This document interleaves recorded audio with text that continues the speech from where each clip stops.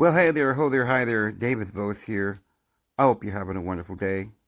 And I hope that this um, podcast, this program, will enlighten your mind and give you peace and take away all the confusion. We are going to get to the bottom.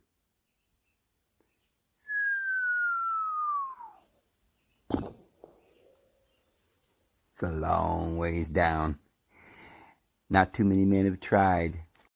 But we've got to get rid of all the contradictions, and we need to know what the story of Moses is about.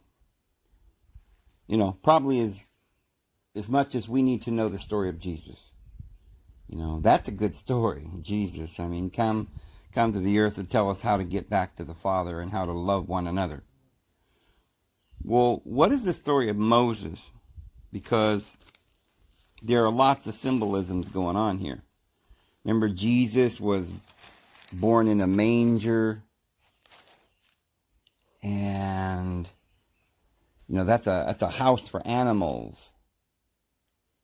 But he was wrapped in swaddling bands, swaddling clothes, little white swaddling clothes, and he was nurtured and suckled by his mother. Say, well, it's not important. It's not Jesus. Come on now, Dave. Calm down. Well, no, it isn't Jesus. It's Moses. See, it's not our spiritual body. It's not our spiritual self, which will be eternal and forever. But it is important. It's Moses. That's your body. Your body's down there in Egypt, slaving. And it says in Exodus chapter 2, verse 11, it came to pass in those days when Moses was grown. Now this is after the king who rules over this land, his daughter, who is the great princess, she goes down to the river and she finds him. A miracle.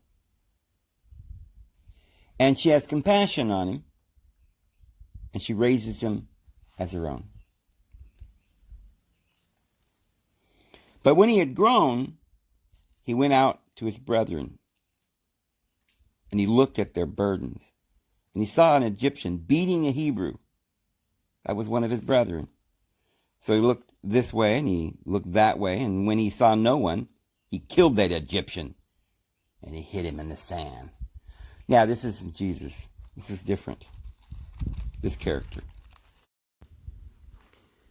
And when he went out to his brethren and looked at their burdens and saw the Egyptians beating a Hebrew,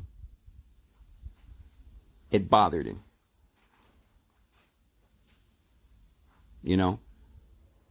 I mean, it bothered Jesus too. But Jesus could heal them, and he would look upon them and say, "Oh, ye of little faith." Because he had a message, he had the answers. Moses was a little bit less optimistic. He didn't have any real answers, but he got pretty angry at what he saw. He knew that this wasn't a good thing. So he just killed a guy. That was his answer, but it didn't solve anything. But it was the first inclination. That's the inclination of the flesh. He knew there was an injustice here. Well, who was this Egypt anyway? Well, the Bible says over and over again that the Pharaoh was like the great dragon. There's parables about this in Psalms and Isaiah. This was a swampy area that this great dragon lived in. That's the dragon that lives at the bottom of the wheel. Calls him Leviathan.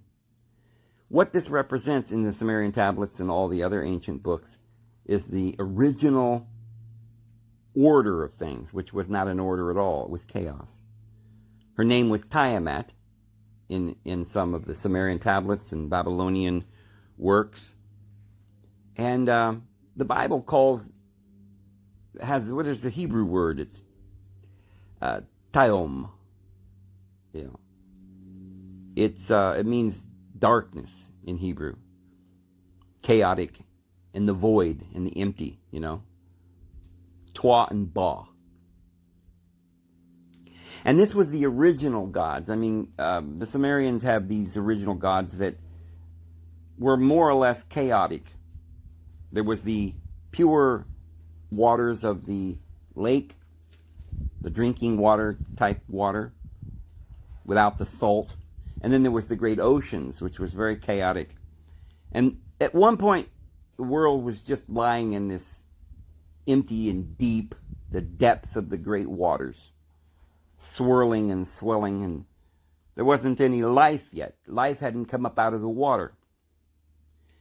And so this what the Egyptian kingdom was representing, the chaos. We're thrown into the chaos. There isn't any order, right? There isn't any government. There's no rules. There's no law. Moses is the lawgiver. He hasn't come yet, but he's going to.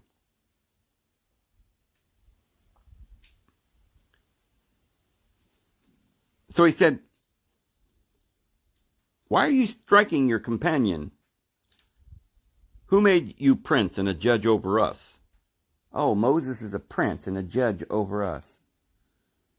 See, people down there did what they wanted.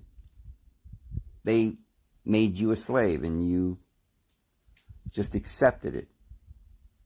You were building these four-dimensional pyramids for no reason.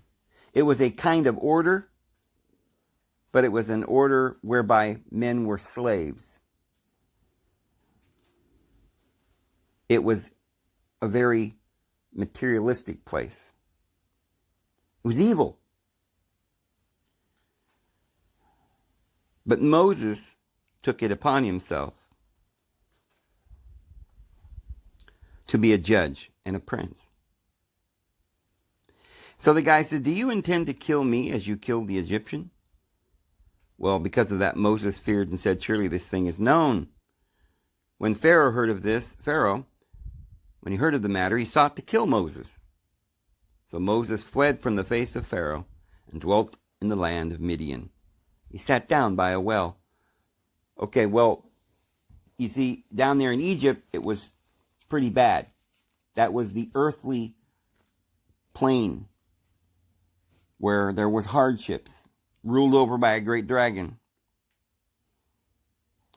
And his people, all of us, it represents all of us, were just slaves down there, working for the man. There wasn't any life, no refreshing water. So Moses had to flee. He had enough good sense to get out of there. And he goes to the place called Midian, and he sat down by a well. Well, now that's a pretty nice thing. He probably wanted to spend some time there where he was free, where he could get some water and dip out of the waters of life. Now the priest of Midian had 7 daughters. You see, there's 7 daughters because they're that's the body, like the mother, the womb, and there are 7 of them. So they can keep producing forever and ever. This is the true priesthood.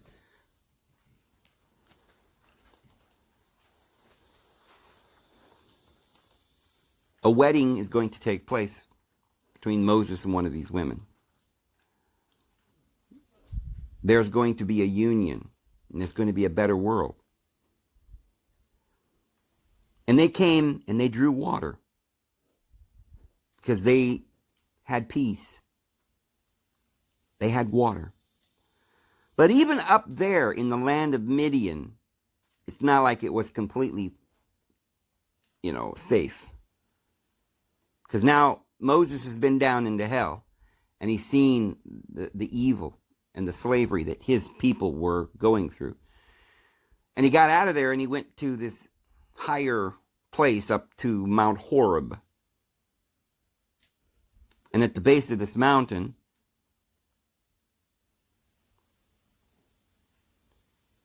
he finds this well. It's a beautiful well. And this woman or should we say the church, the congregation of people, they were pretty happy. They had an eternal priesthood. 7, they could go on in a cycle until it was finished. And they had a beautiful well. But they filled the troughs to water their flock. See, the flock is the people in the church. Jesus was a shepherd. We're going to find out that that's what Moses does as well. Just like Jesus, he came to shepherd the sheep and to give them water. The shepherds came and drove them away, but Moses stood up and helped them, and he watered their flock. So the poor young maidens couldn't even get some water because of these other shepherds. They were driving them away, so they couldn't get any of the water, because evidently this was a very coveted well, and perhaps there wasn't enough water there for everybody. Perhaps everybody was trying to understand how to have life. You got to have water, they knew that. But was there enough water for everybody? Is peace going to be enough, or do we have to go to war? When they came to Ruel, now other places he's called Yathro, but here he's the priest of El Elyon, the God Most High. Ruel, their father. How is it that you have come so soon today? Usually you're out, all day long trying to get that water because of all these other shepherds driving you away, and it's so tough to compete with all these people and to find a little bit of water, a little bit of understanding. And the flock, they're searching for the truth, looking for pasture, but they can't quite find it. And the great high priest Ruel, who spoke to God himself, the El Elyon, the Most High, he knew someone would come and deliver them. Because a lot of people are stuck down there in Egypt and they're completely enslaved. And there's a few people trying to get to the Lord's mountain at Horeb to talk to Ruel, the great high priest. And a lot of these sheep were enjoying the water that his daughters were giving them. But they had a problem. There was a little confusion. There was a threat going on. Other shepherds were coming in, and they had a desire to get a monopoly on this truth. So Moses comes along and he helps them. They said, the Egyptian, he delivered us from the hand of the shepherds. He also drew enough water for us to water our flock. So he said to his daughters, where is he? Why is it that you have left that man? Call him, that he may eat bread. So then Moses was content to stay with the man. And Ruel, this great priest, the priest of the Most High God, he gave him Zipporah, his daughter. And Zipporah bore to Moses a son, and they called his name Gershom. For he said, I am a stranger in a foreign land. A stranger in a foreign land. I guess this was a little bit discomforting. It was a little strange. See, because the well was a beautiful thing. He enjoyed having this wonderful life up on the top of the mountain, finding pasture with the sheep. But he hurt inside for his brethren because they were still down there in bondage. You see, the work is never done until all your brethren are gathered together under the well. Well, it appeared or it happened that in the process of time, the king of Egypt died, or that Pharaoh. So the children of Israel groaned because of the bondage that they had. And their cry came up to God because of the bondage. So God heard their groaning, and God remembered his covenant with Abraham, with Isaac, and with Jacob. God looked upon the children of Israel, and God acknowledged them. Now Moses was herding Jethro's sheep, his father-in-law, the priest of Midian. Oh, now it's Jethro. Okay? So we're going to look at this from two different sides. From a spiritual sense and from a literal, more earthly sense. All of a sudden, this great Mount Horeb's turned into not just a great mountain of light, but a mountain with some earthly man not really understanding everything he should be, perhaps he's focusing and his consciousness is not in the higher teachings. Perhaps he's lost the higher teachings. That spiritual man, he doesn't recognize Christ. He identifies himself now as just the man, Jethro. And he led the flock to the back of the desert. And he came to Horeb, the mountain of God.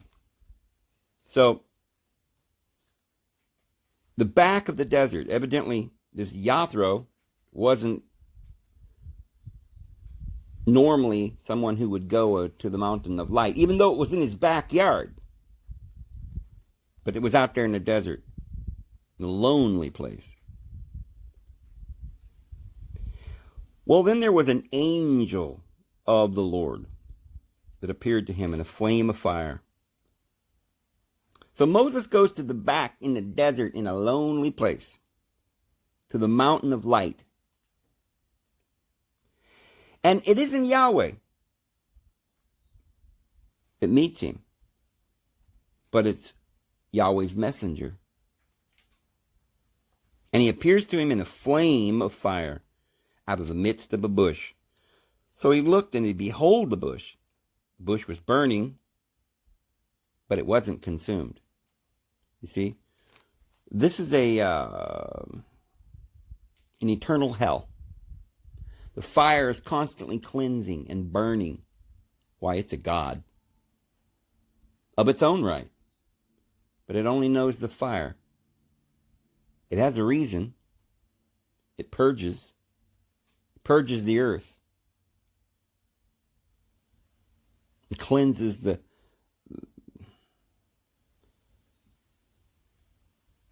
goes through once in a while and burns out all the brush. Sometimes it's important to have fire, especially like with pine. Pines won't even grow unless there's been a fire, because the fire will open up the seeds so that they can get out and sprout. So Moses said, I'm going to turn aside and see what this great sight is, why the bush does not burn. You see, I got to understand why this suffering is happening. I'm going to the light, all the way up to the mountain of light, to the mountain of God, to ask God some pretty important questions. And questions that the whole world wants to know, that even Jethro doesn't get. I'm going to have to go. Jethro hadn't got around to coming out here to this back part of the wilderness, right, in this lonely place, and go up to the mountain of the Lord and ask. Who'd have thunk, right? So, when now the Lord is just the Lord, right? But it's still the angel. Because no one has ever seen the Father. No one's ever heard his voice. But this God's talking. It's just the messenger.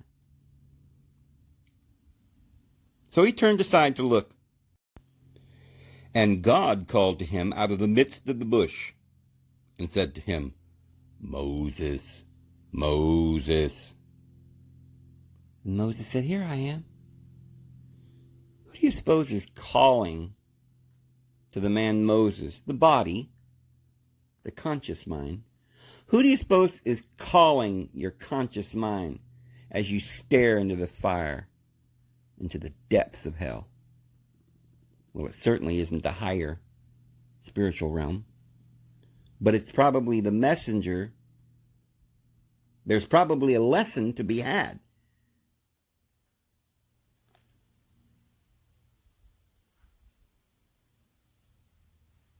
He said, "Do not draw near this place. Take your sandals off your feet. The place where you stand is holy ground." See, when you get to the point where you can ask the question, that's where your mind is starting to get into some holy places. You're starting to get to the bottom of the answer because now you're asking the right questions. So he said, "I am the God of your father, the God of Abraham, the God of Isaac, the God of Jacob." And Moses hid his face, for he was afraid to look upon God. Well, you see, Moses was just a man, so he really didn't know what God would look like. But he was curious, wasn't he? But when he saw this great fire, and when God began to speak, I mean, come on, the God of the universe, he was a little scared. Because he was uncertain, because he didn't know his Father in heaven, and he didn't know love. He had never seen love. All he had was all of his brethren down there tortured in Egypt. He came up to the mountain of God where the great priest was. You know, all the religions of the world couldn't explain. Why is there all this suffering? You've got a well, you're drinking from a well. What is that, the Bible? You're supping from the great information that it's reading you. But you don't understand why you've turned yourself into Jethro, and you're not Ruel at all. And your daughters, your church is helpless, and they're out trying to get water out of the well, but the shepherds are all trying to get a monopoly on that well.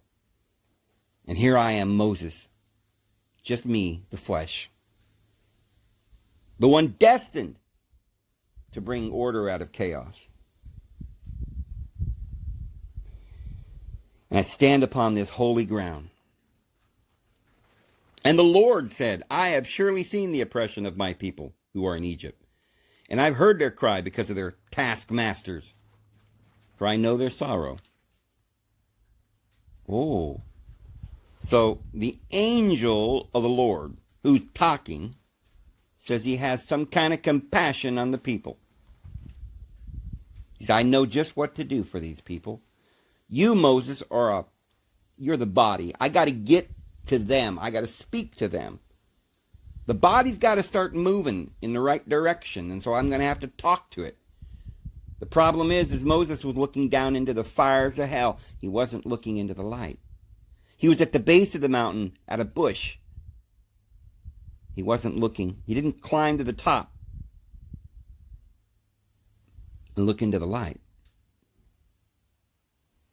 He heard a voice within his body, and it wasn't from his mind. It wasn't even logic or the logos or thought or truth, which would lead him, the true I am. But it did recognize the problem, and it was about to try and do something about it in its anger. "So I've come down to deliver them out of the hand of the Egyptians, to bring them up from that land, to a good and large land, to a land flowing with milk and honey, to a place of the Canaanites and the Hittites and the Amorites and the Perizzites, the Hivites and the Jebusites. And now therefore, behold, the cry of the children of Israel, come to me, and I have seen the oppression. Come now therefore, and I will send you to Pharaoh, that you may bring my people, the children of Israel, out of Egypt."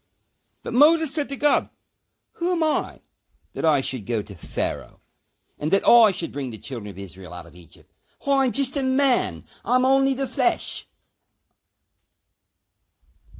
What power do I have?"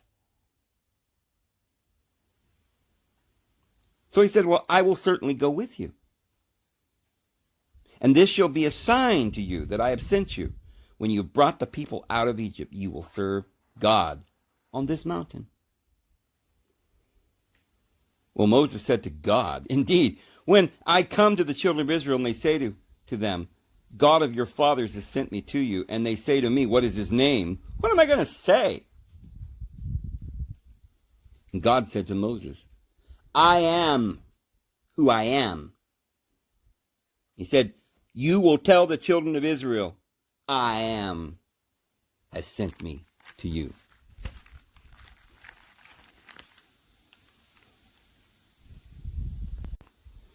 Oh, Moses, they will heed your voice. Don't you worry. You will come and you will tell the elders of Israel to go to the king of Egypt, and you will say to them, the Lord God, Yahweh, the God of the Hebrews, has met with us. And now, please, let us go 3 days' journey into the wilderness, that we may sacrifice to Yahweh our God. But I'm sure that the king of Egypt will not let you go. No, not even by a mighty hand. So I will stretch out my hand, and I will strike Egypt with all my wonders, which I will do in its midst, and after that he will let you go. And I will give this people favor in the sight of the Egyptians, and it shall be, when you go, that you shall not go empty-handed. But every woman shall ask of her neighbor, namely, of her who dwells in her house, or near her house, for articles of silver and articles of gold and clothing that you will put on them and your sons and on your daughters, so you'll plunder the Egyptians. We'll take them all out, and we'll get all their gold and their silver. You see, that's what this God from the depths of the fire was thinking. You know, I'm sick and tired of my brethren down there suffering, dying. He hadn't figured out why they're dying and suffering yet. He only knew he was pretty angry about it, and he wanted vengeance. Take their gold. See, that's what he was after. Pleasure. Right? He wanted something glorious, but he got blinded by the gold. Looked like sunlight. Ooh, it was glistening. It's shiny. Oh, it's shiny. Oh, I like the gold. Oh, look at the silver. Oh, this will make amends for all of our suffering. We'll just steal it from the Egyptians and plunder them. And Moses answered and said, but suppose they will not believe me or listen to my voice. Suppose they say, the Lord has not appeared to you. Well, the Lord Yahweh said unto him, what is it? What is it you got there in your hand, son? He said, I've got a rod, a big stick. Yahweh said to him, cast it on the ground. He cast it on the ground, and it became a serpent. And Moses jumped back, and he fled from it. And Yahweh said to Moses, reach out your hand and take it by the tail. You can control this. Come on, son. Got to learn to be a little more tough, you see. Grab it by the tail. You can do it. So he reached out his hand and he caught it. It became a rod again. Well, he learned that little trick, you see, because he listened to that deep voice down into the fires of hell. And he said, I want the gold. I'll find a way. You see this big stick? Oh, boy, I'll convince them. I'll scare them. That's how I'll do it. And then they'll believe that Yahweh, the God of their fathers, the God of Abraham, the God of Isaac, and the God of Jacob, has appeared to you. Furthermore, the Lord said to him, now put your hand in your bosom. He put it in his bosom. And when he took it out, behold, his hand was leprous, like snow. And he said, put your hand in your bosom again. So he put his hand in his bosom again. He drew it out of his bosom. And behold, it was restored like unto his other flesh. So his flesh could be turned into leprousness. What a trick that God had up his sleeve. I'll kill you all and turn you all into frogs and give you leprosy if you don't obey me, because I'm very angry and I'm vengeful and I want your gold.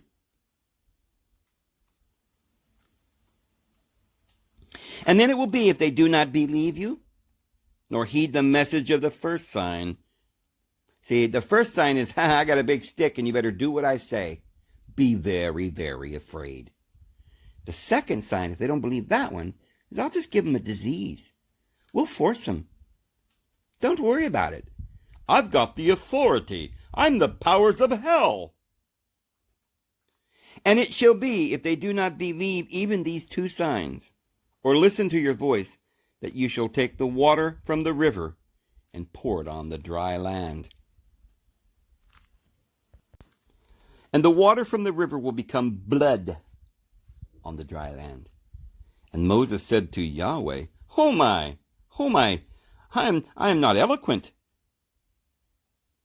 Neither before nor since.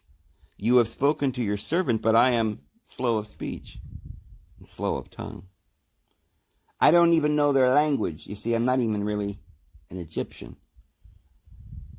I'm not a Hebrew, in other words. I've been raised in this cushy little place up here, as a great prince. So I'm not even sure I can even talk to these people. They speak Hebrew. See? I'm the flesh. I've got some common sense. I'm awake. Not fully awake. I can't see the light, but I'm using some math. I'm using my conscious mind to figure this out. We've got mankind in slavery to this dragon of chaos. They're down there building four-dimensional materialistic world and slaving away for this stuff.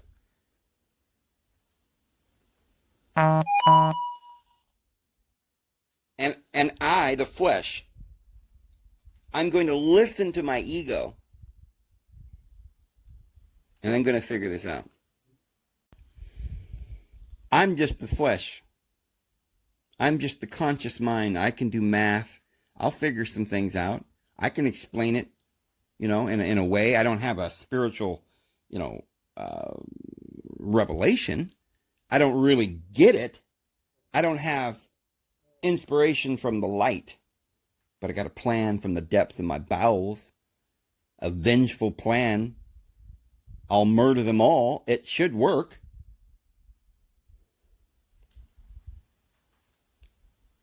But sometimes I feel weak, I'm just the flesh, and I'm not sure I'm strong enough.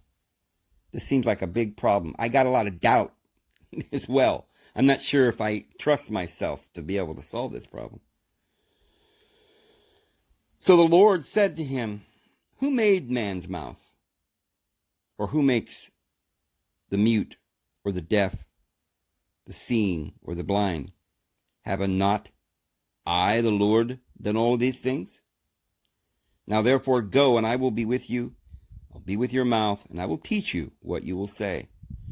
So you see, in the New Testament, Jesus says, I'm going to send the Holy Spirit to teach you. You don't need a man to teach you. And the Holy Spirit, she will teach you all the things you need to know and in the hour in which you need to know it. She won't leave you as an orphan. I go to my Father above in heaven. He's love. He's light. Ask whatsoever you will. Ye shall receive. We've got a light situation here. We've got this burning bush, this fire. It's not like in the New Testament with the doves coming down out of heaven and, good world towards men. But no, we got the fires of hell and the puzzle of why it never burns up. Why does this suffering never stop? Why does this God got this mouth on him like this? He's all vengeance all the time, and he's always got a plan, and it seems like it will work, but I'm doubting, I'm the flesh. He said, O Lord, please send by the hand of whomever else you may send. Somebody else will fix this problem, Lord, not me. I'm not worthy. So the anger of the Lord was kindled against Moses. Oh, there's the anger of the Lord. Why, it just flares up.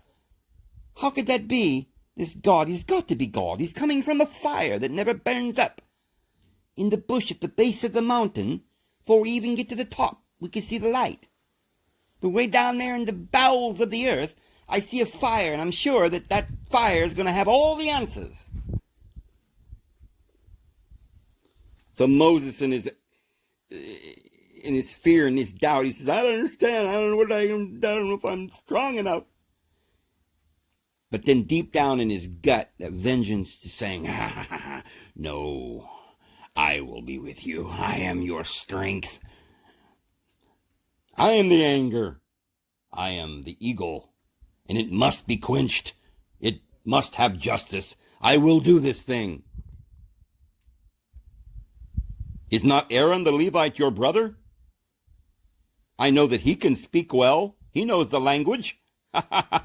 Your brother's an idiot, right? He can talk to the idiots. And look, he's coming to meet you. And when he sees you, he will be glad to his heart. Now you shall speak to him and put the words in his mouth. Convince him, deceive him if you must. I will be with your mouth and with his mouth, and I will teach you what you shall do. So he will be your spokesman, your messenger, just as I am the messenger of God. And sometimes Aaron's not going to get it right, just like I'm not getting it right either, because I'm really not God. I just think I am. And so he says, he himself shall be a mouth for you, and you shall be to him as God. And you shall take this rod in your hand, and with which you shall do signs. You're going to convince all of Egypt to let my people go with this rod that turns into a serpent. The rod is the law. That's what I'm going to give you. I'm going to give you laws. They're the most powerful thing that have no authority whatsoever, but yet people believe it. You tell them there's a law. Why can't I do that? Well, because there's a law. And King Henry IV said, thou shalt not walk on the sidewalk backwards, not on Sundays, because Sunday's the day of the Lord. Well, I don't know why I should obey you, because I said it. Did you not hear me? It's a law. So if you take the law, you can conquer any people.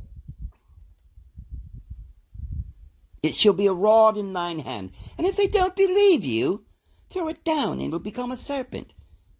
Nasty. It will bite them in the heel. We'll send our stormtroopers and put them in prison. Then they'll obey you. So Moses went and returned to Jethro, his father-in-law, and he said to him, please let me go and return to my brethren who are in Egypt and see whether they are still alive. And Jethro said to Moses, go in peace. I don't hold you here. I'm a good man. I'm on my mountain here drinking this wonderful water. You want to go down there in hell and straighten out the world? Go ahead. I've got nothing further to say. So the Lord said to Moses in Midian, go and return to Egypt, for all the men who sought your life are dead. Moses took his wife and his sons and set them on a donkey. He returned to the land of Egypt, and Moses took the rod of God in his hand. And the Lord said to Moses, when you go back to Egypt, see that you do all those wonders before Pharaoh, which I put in your hand. But I will harden his heart so that he will not let you go. What? Oh, wait a second now. So, how is this God, the angel of God, how is he going to harden the heart of the Pharaoh? Is it not because he's stubborn and he is the ego, and that's what hardens everybody's heart? And he was certain of that, wasn't he? So you go and you get people out of their predicament, out of their chaos, out of their troubles. And it just makes the world harder, right? It just seems like it gets worse. They just heap upon you more rules and regulations and threaten to execute you. And he will not let you go. This world's never going to let you go, right? You can be vengeful and angry. It will never let you go. I'm sure of this. In my vengeance, I know that what I'm about to do won't work, but I'm so angry I'll do it anyway. But in the end, after we destroy them, every man, woman, and child, and then, I even require your own firstborn. Because you see, I'm God, and I've got this vengeful feeling inside, and the only way we're going to clean all this up is if everybody dies. Because in the end, I'm even angry with you, Moses, and my anger is roused against all of them.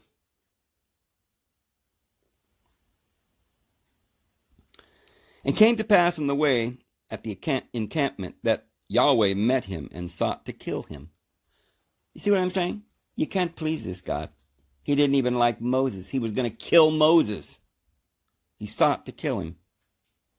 Then Zipporah took a sharp stone and cut off the foreskin of her son and cast it at Moses' feet. And she said, surely you are a husband of blood to me. So he let him go. Then she said, you are a husband of blood because of this circumcision, because of your laws, because of that staff. You think you're going to deliver us with that staff. I am the great high priestess that, somehow or another, I've got all these answers. You come into my chambers and I'll lift the veil and you can have intimate lovemaking with the one who has this great wisdom. But, you see, only I could deliver you from your God, because I know what he wants, obedience. And I know you, Moses, you can't even keep yourself alive because God's angry and he's got harsh commandments. You're not going to make it back alive without me, Moses. But before you go, let me take this rock. I realize that we've got to go through this because all these people down there, the peasants, they're not going to understand love. So we're going to have to veil this. My Father, when you get back, my Father will help you veil all these great truths. Because the world is not ready for me.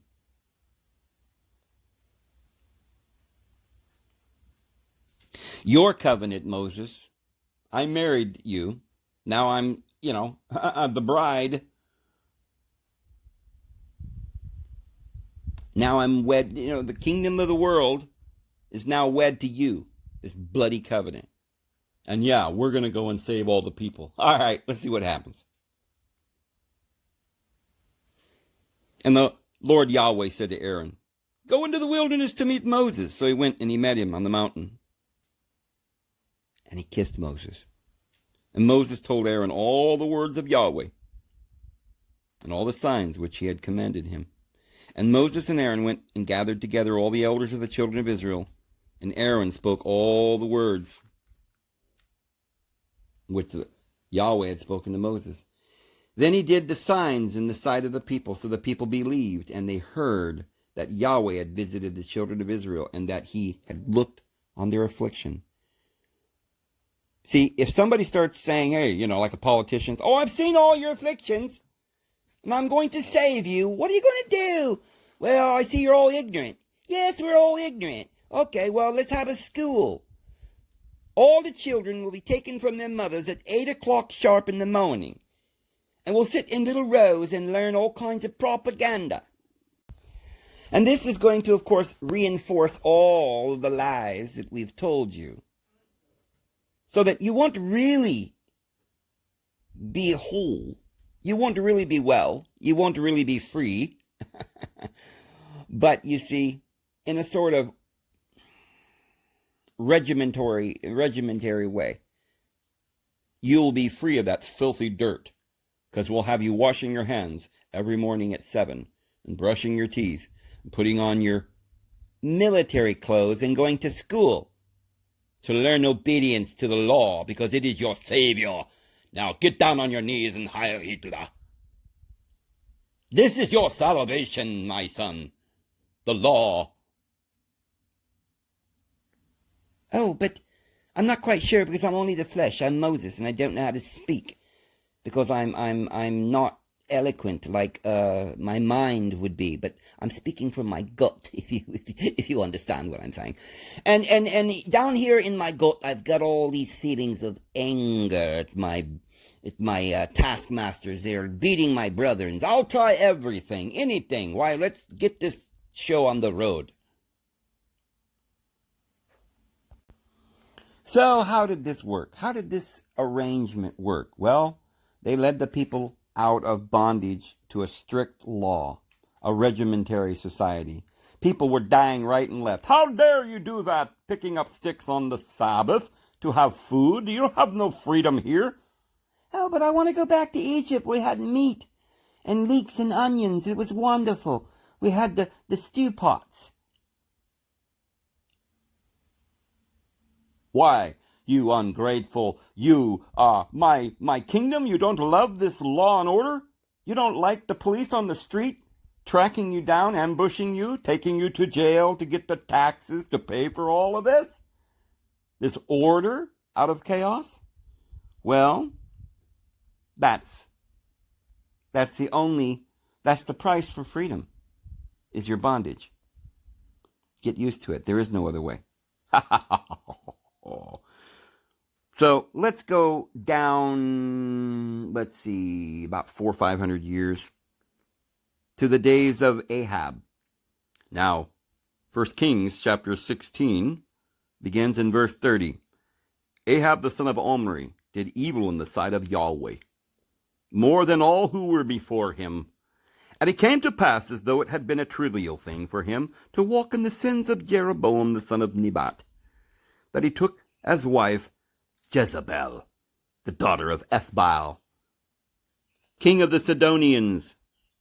And he went and he served Baal, and he worshipped him. Then he set up an altar for Baal in the temple of Baal, which he had built in Samaria.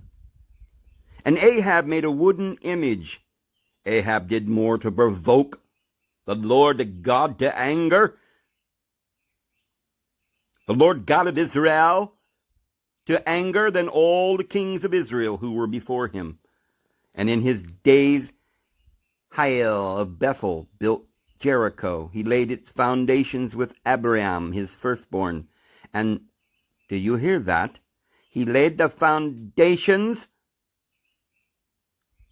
In his days, Hiel of Bethel built Jericho, and he laid its foundations with Abraham, his firstborn. You know what that means? No, you don't, because you see, it's been hidden in the translation. He laid the foundations with his firstborn. What they did is they sacrificed their firstborn son so that God would not be angry with them. It's the price of freedom, my friend. It's the price of law and order. You must obey and kill your firstborn son. Why, it's much, much better than being down there in Egypt, slaving away. And with his youngest son, Segub, he set up the gates, according to the word of Yahweh. Now you see, a lot of people read that and they don't realize what that's saying. Segub, that was his youngest son. He sacrificed him to the Lord Yahweh at the gates of the temple. Because by making that great sacrifice to Yahweh, it ensured their protection. And in verse 1 of chapter 17, Elijah, the Tishbite of the inhabitants of Gilead, said to Ahab, "As Yahweh, God of Israel, lives, before whom I stand, there shall not be dew nor rain these years except by my word." Then the word of Yahweh came to him, saying, "Get away from here, and turn eastward, and hide in the brook, which flows to the Jordan. And it will be that ye shall drink from the brook, and I have commanded the ravens to feed you there." So he went and did according to the word of Yahweh. It's Elijah, El-Yah, Eli-Yah. He don't know whether he worships El or Yah, but he's going to have an encounter with both. And just as Abraham did, El gave him a promise, and Yah gave him a law and the sacrifice. And this God Yahweh demanded the sacrifice of their children for their protection. And so Israel wasn't being protected. Why? They hadn't been sacrificing enough of their children. They were up worshiping Baal up on the mountain. And the enemy was coming, for anger was coming from the nostrils of Yahweh. Oh, you're not worshiping me. Oh, I'm going down there to destroy you, and I'm going to send my prophet. So he went and he did according to the word of Yahweh, for he went and stayed at the brook. And the ravens brought him bread and meat, and in the morning bread, and meat in the evening, and he drank from the brook. And it happened after a while that the brook dried up, because there had been no rain in the land. Yahweh was angry. You're not sacrificing enough of your children, and you're serving other gods, and I am a God that's jealous. How dare you? You get down on your knees and worship me. And the word of Yahweh came to him, saying, Arise, go to Zarephath, which belongs to Sidon. Remember Sidon? That's up by Mount Carmel, Mount Carmel, where Elijah went and brought all of the prophets of Baal, and they had a big, wing ding and a shout out and to see who was the biggest god, right? Well, up there in Syria, basically, Mount Carmel, Sidon, that's where Jezebel was from. And arise and go to Zarephath, which belongs to Sidon, and dwell there. See, I have committed a widow there to provide for you. Remember when Jesus came to the Jews? He tried to teach them something very important. He said, you guys think you got it all, don't you? You're following the voice from the fire at the base of the mountain, but you didn't go to the top and listen to the light. My Father who is above, but your Father's beneath. Your father is a murderer and a liar. He's the devil. My Father is love. And do you not understand your scriptures, you heathens, you hypocrites? Do you not know that there were many widows in Israel in the days of Elijah? But Elijah went to the widow of Zarephath up in Sidon. And she fed him. You know why? Because Yahweh down there in your land was giving them drought, famine, and in his anger, his wrath, he was torturing you. How was it working out for you? You see, the only place you're going to find any peace, or I should say, you're going to find any spiritual food, these guys are starving to death down here, right? The famine has come. Why? Because you're following the wrong God. There were many widows in Israel, but Yahweh didn't provide for them. They had nothing to eat. The only way Elijah was able to survive is to go to the widow at Zarephath. A widow. Why is she a widow? Because, you see, God had left her. Her covenant. She was abandoned. And as you'll find, even her son was about to die, the heir. But Elijah was not sent to Israel. He was sent to the widow of Sidon to heal her son because he was the heir. So he rose and went to Zarephath, and he went and he came to the gate of the city, and indeed a widow was there gathering sticks. And he called her and he said, please bring me a little water in a cup and I may drink. And she was going to eat it and called to her, and he said, please bring me a morsel of bread in your hand. So she said, as the Lord your God lives, I do not have any bread. Only a handful of flour in a bin and a little oil in a jar. And see, I am gathering a couple of sticks, and with these sticks and this little fire, I'm going to prepare myself and my son a meal.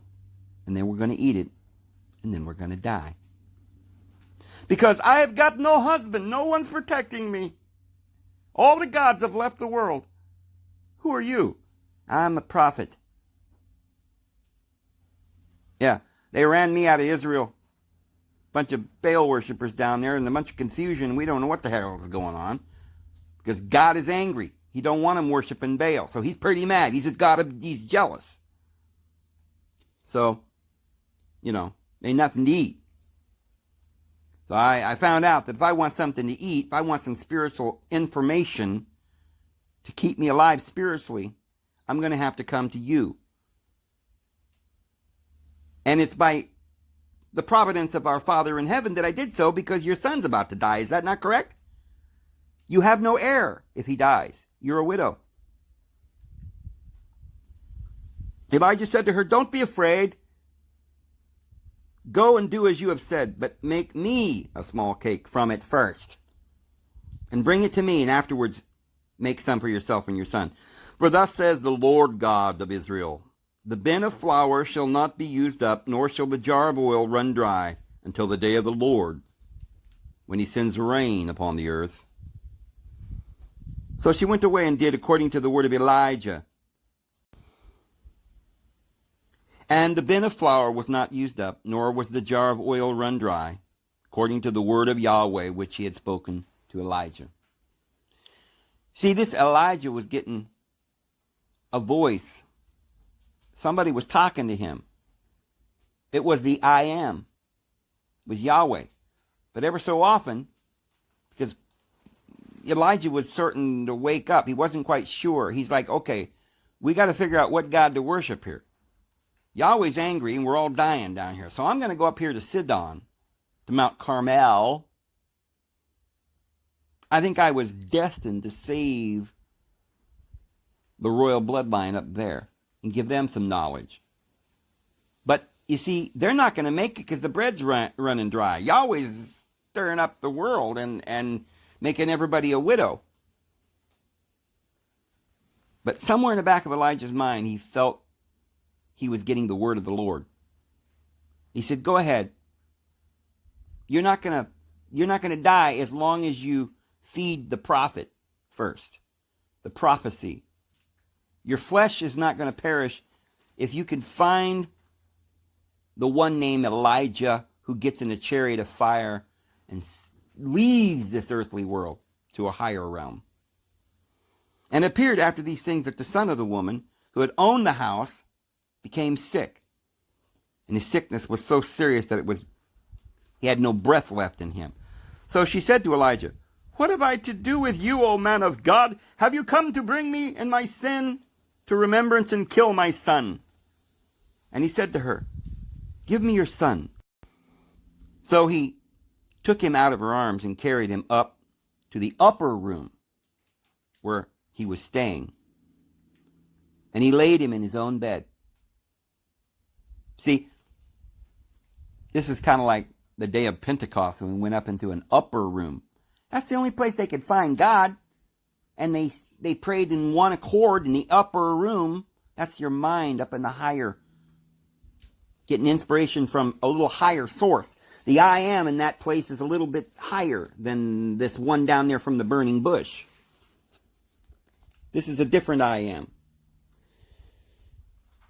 He laid him in his own bed, because you see, that's where Elijah was laying, up there in the upper room. That's where Elijah spent most of his time, is in the upper room, up on the top of Mount Horeb, as we're going to find out. Where he got, and he finally found God, the true God, the true I am. He cried out to the Lord and said, "Oh Lord my God, have you also brought tragedy on the widow with whom I lodge by killing her son?" And he stretched himself out on the child 3 times, and he cried out to the Lord. See, he's not just listening to a burning bush and accepting everything that his inner gut at the base of this fiery burning bush that's forever burning down deep within his soul. He's not just listening to whatever this thing is telling him, but he's up in an upper room. He's searching Not down beneath, but now he's in a better spot where he maybe can listen and maybe hear the correct word. And he cried out to the Lord, Yahweh, from this upper room. And he said, Oh, Yahweh, my God, I pray, let this child's soul come back into him. Then Yahweh heard the voice of Elijah, and the soul of the child came back to him, and he revived. You see, that angel can't do that. The angel can't pardon your sin, nor does he have any inclination to do so. He's down in the burning bush, the base of the mountain. But you see, Elijah is in search of the true God. And Elijah has now become the great priest that could find the answers and take it to the Sidonians, to the widow who had almost come to an end, and her lineage and her kingdom and her nation, and the truth had almost dried up in the world. But just in the nick of time, Elijah saved him. So Elijah took the child and brought him down from the upper room into the house and gave him to his mother. And Elijah said, See, your son lives. And the woman said to Elijah, Now by this I know that you are the man of God, and that the word of the Lord is in your mouth, and it is the truth. Not some lie, not the God of vengeance, but it's the truth. And that's what will save you. The truth. I am the truth and the way and the life, and no man comes to the Father except through me. So, the famine was hard on everybody. And it was difficult to understand. It was quite a problem. There was a lot of people worshiping Baal. And Yahweh was pretty angry. And the people were being lambasted. Many people were dying. The famine was killing people. There was wars. People were hating one another. It wasn't good, because this law that Moses threw down and became a serpent began to bite the people.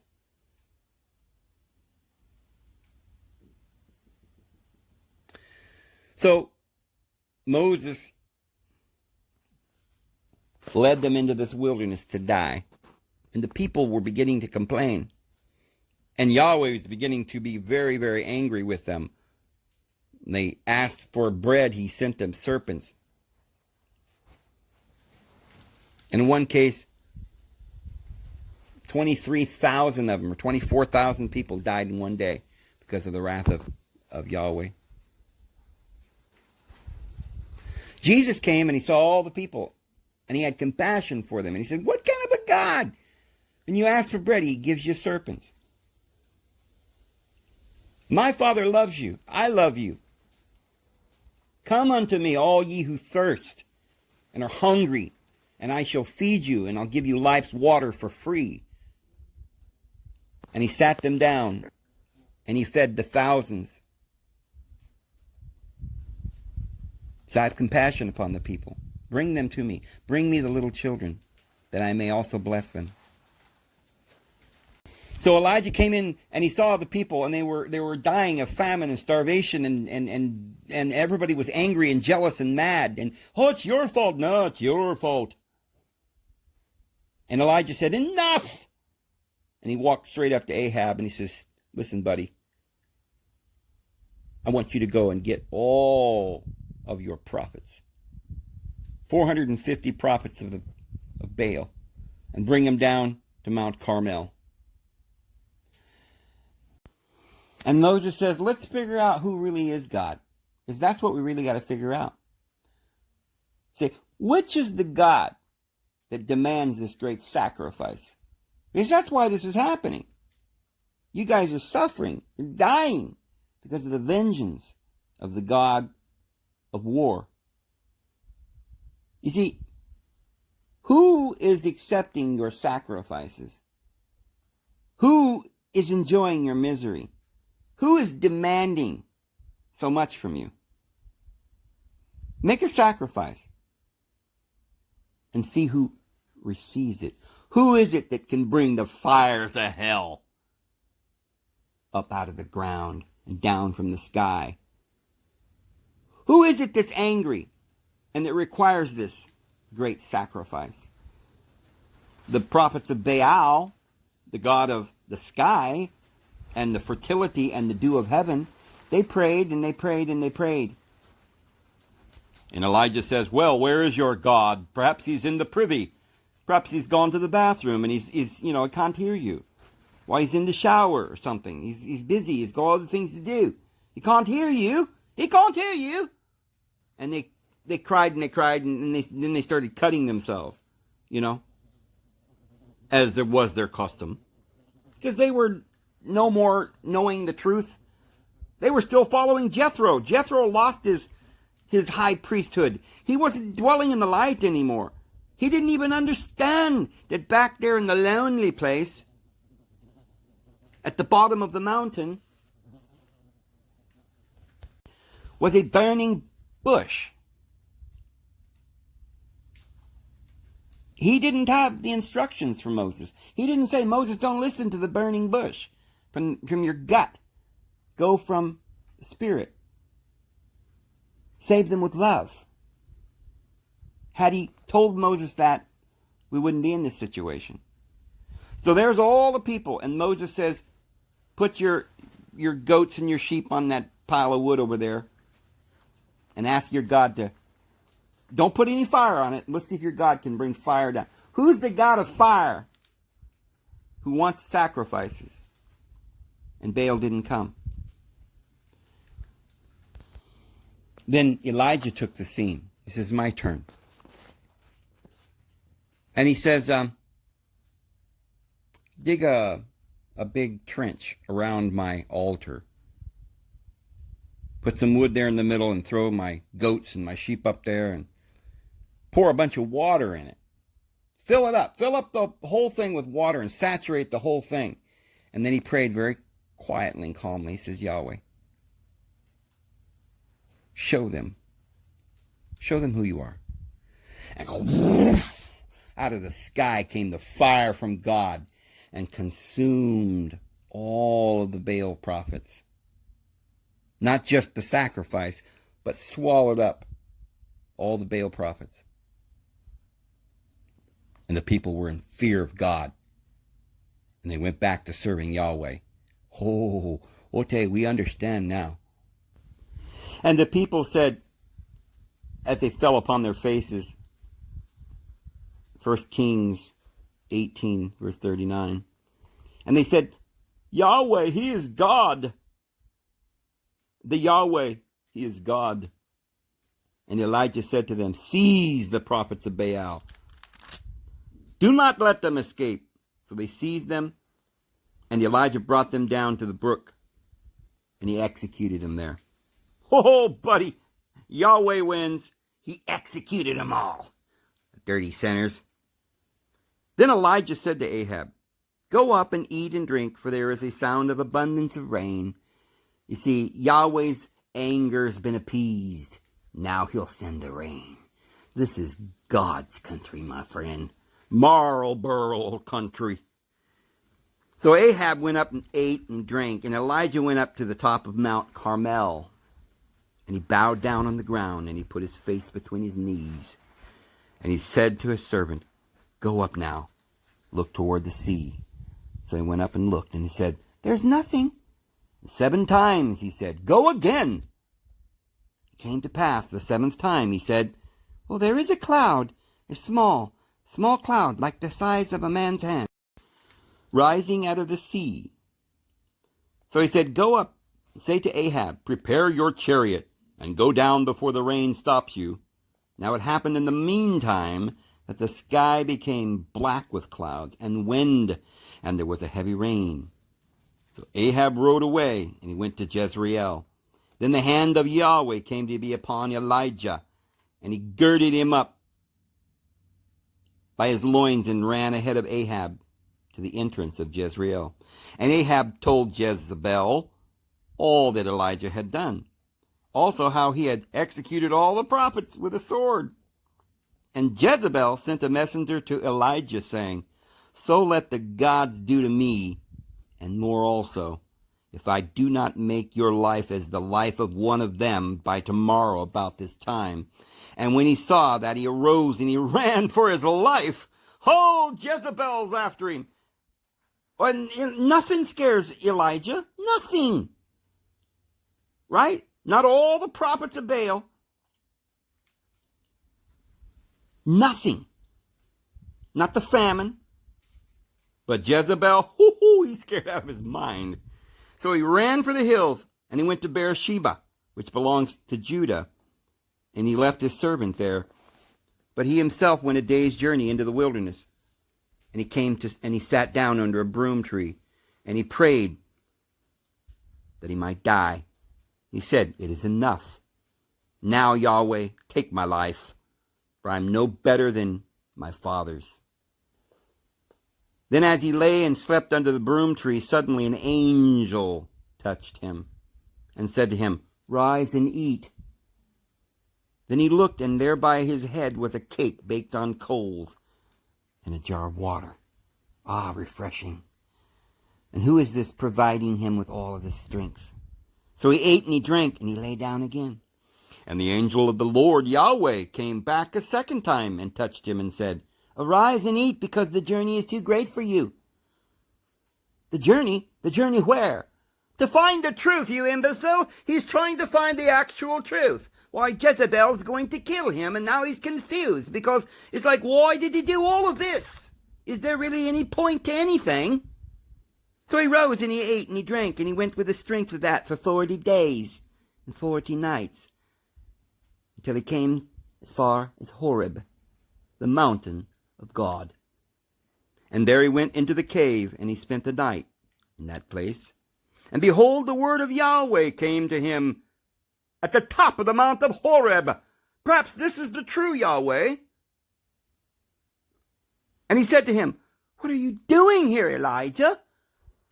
So he said, I've been very zealous for Yahweh, the God of hosts, the God of war.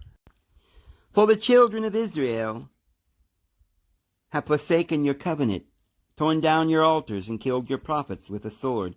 And I alone am left, and they seek to take my life. Then he said, Go out and stand on the mountain before the true I am. And behold, I am shall pass by. A great and strong wind tore into the mountain and broke the rocks in pieces before the Lord. But the Lord, Yahweh, the I Am, was not in the wind. And after that, wind was an earthquake. But the I Am was not in the earthquake. And after that, earthquake, a fire. But the Lord, the I Am, was not in the fire. And after the fire, he heard a still, small voice.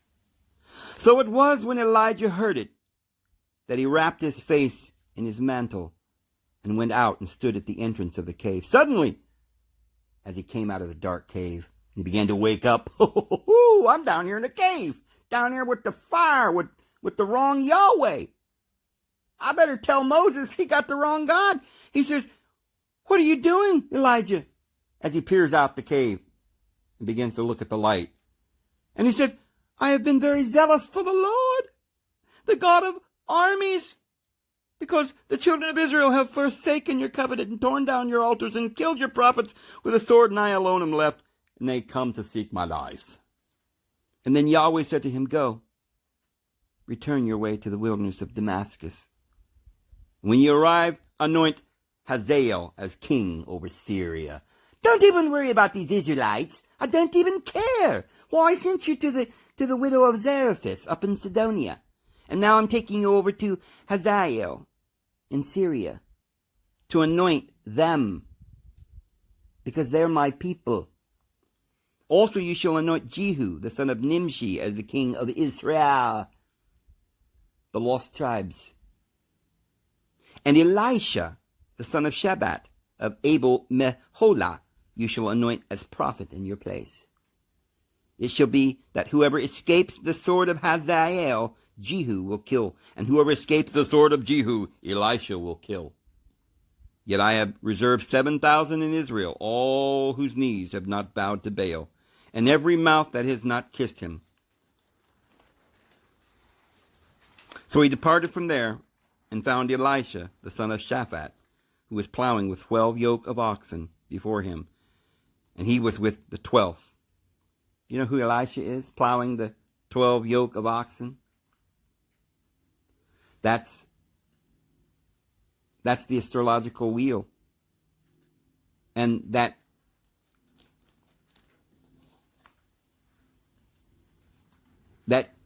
human being that would replace Elijah would plow the soil so that it could produce. He would take these energies in astrology, this carnal nature, and learn how to tame it and plow the field so that some shall produce 30-fold, some 60, and some 100.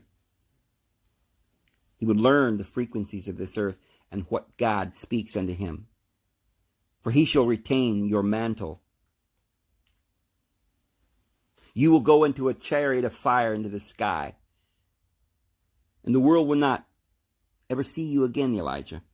But I'm going to take this great knowledge that you have received about who I am really at the top of Mount Horeb, and we'll start the school of the prophets. And this will go down to John the Baptist until the one who comes, who is Christ. And he will teach the people more about who I really am and lead the people unto the Father, which is the light. And he will explain things more correctly to you. Now go thy way, O Elisha, with my mantle. Yes, after you go away, Elijah, the people will not really grasp all of this that we've just explained in symbols and parables. Seeing they will not see, and hearing they will not hear. Even the Lord Jesus will come to a stiff-necked people who will not listen, nor will they follow him. And yes, it shall be that whoever escapes the sword of Hazael, Jehu will kill. Yeah, the children of Israel are going to keep killing people, and Syria is going to keep killing the Israelites, and the Israelites are going to keep killing the Assyrians.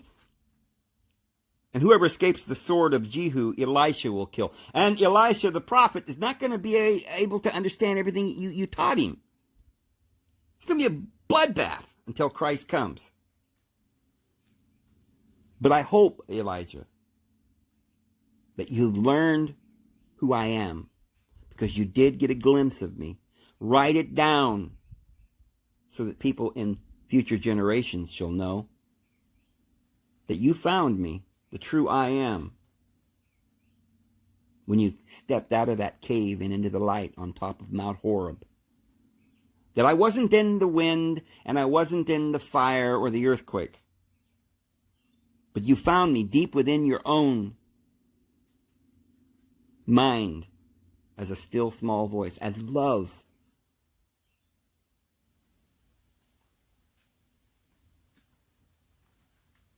Go thy way, O Daniel, and seal up the book. For no one shall understand until the time of the end.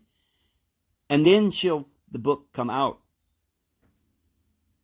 and will whisper. And the 7 seals shall be opened. But when the 7 seals are opened, there shall be the judgments of that God that you have worshipped, the consequences of all of your actions and your ignorance, because you didn't listen to the light that was within you, but instead you listened to the burning, unsatiable desire in the bush. And you listened to the ego who said, I am God and there is none else, and I will conquer all the world with this stick. Throw it down, it'll become a serpent. Jesus came, the Nazarene, and it was never recorded that he had a stick. Even his crown was a crown of thorns because of his suffering.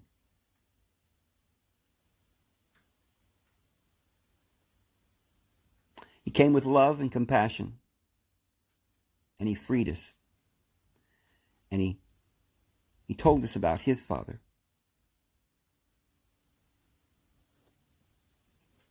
And he told us, don't you understand? There were many widows in Israel, but Elijah didn't go there. That's not the place of truth, my friend. That is only a key. When Jesus did that, gave us that little jewel. He pointed that out. You read the book of 1 Kings and you find that Elijah went to the widow in Sidon, the woman of Zarephath, and healed her son. She was a widow because the nation was dying. They were not wed to the Spirit. Their lineal kingship was dying. They didn't have God's favor. Just like Elimelech and Naomi. They were childless and they had no heir. So this woman, a widow, had no heir. And Elijah was concerned about that, not about making sure that the Jews have an heir. He didn't go down there and heal their son, because what he was saying is that you people are dying. And you think it's because you didn't serve God correctly. Read that book. It don't matter what you do, he's going to be angry. Read the story more carefully, Jesus said. Read the story more carefully. Elijah went to Mount Horeb and found out where Yahweh was in the still small voice, and not in all of the wrath and all of the laws. He had to come out of the cave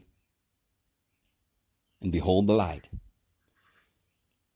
So there's a lot of things hidden in the scriptures that we're going to be able to go through and read here in the coming days, and we're going to be enlightened.